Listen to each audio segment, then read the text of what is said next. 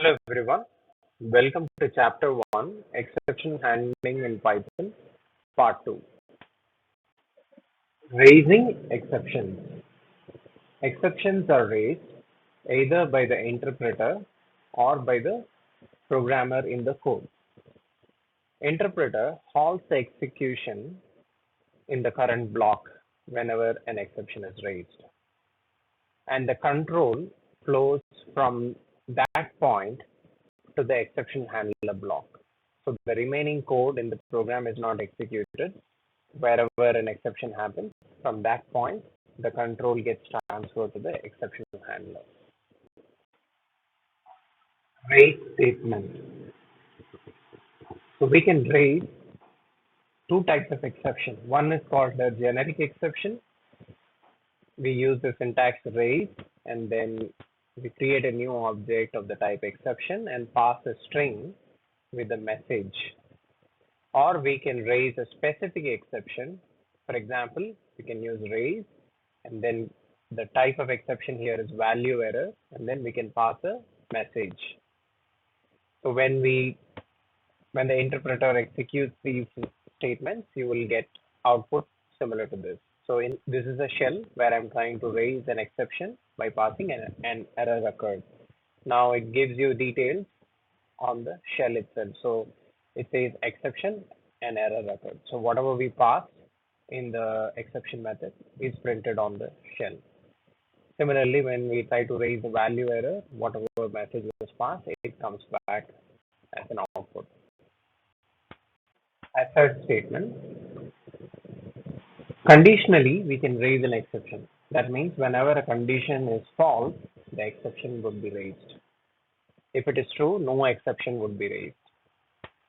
So where is it used? It is used typically as a first line in the statement of a function to test if all the inputs are in the expected values or the inputs are acceptable.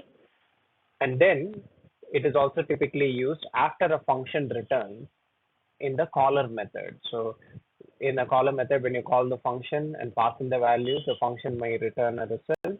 Now we might want to check whether the result is in an acceptable form. Now let's take a look at how an assert statement can be used. I'm trying to collect the value age from the user using the input function and then typecasting it into integer. Now once I have the age, I have an assert statement as you can see here. So this is the syntax of an assert statement. You can provide your condition. If this condition is not met, then the message is displayed as an exception. And as you can see here, when the user provides -1 as the age, it fails this condition. The age is definitely not greater than or equal to 0. So in this case, this condition is false. So the message invalid age is shown on the screen using an assertion error exception. We have seen a list of exceptions in Python. Assertion error is one of them. Assert statement. We are going to look at another example here. We have a method. As you can see, we have defined a method. This is a function definition. So we have a method called division, which has got number 1 and number 2, which is taking number 1 and number 2 as the inputs. And then the first line of the function has an assert statement.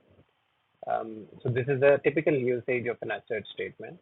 We are trying to see, since it's a division operation, we are trying to proactively check whether the number 2 is greater than 0. So we have an assert statement. We have a condition which it should pass. If the condition fails, then we are going to throw a assertion error with a cannot divide by 0 message. So we have the assert line first, and then we try to return.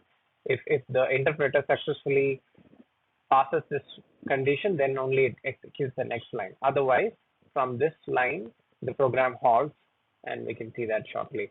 So we have a return where we are trying to return number 1 divided by number 2.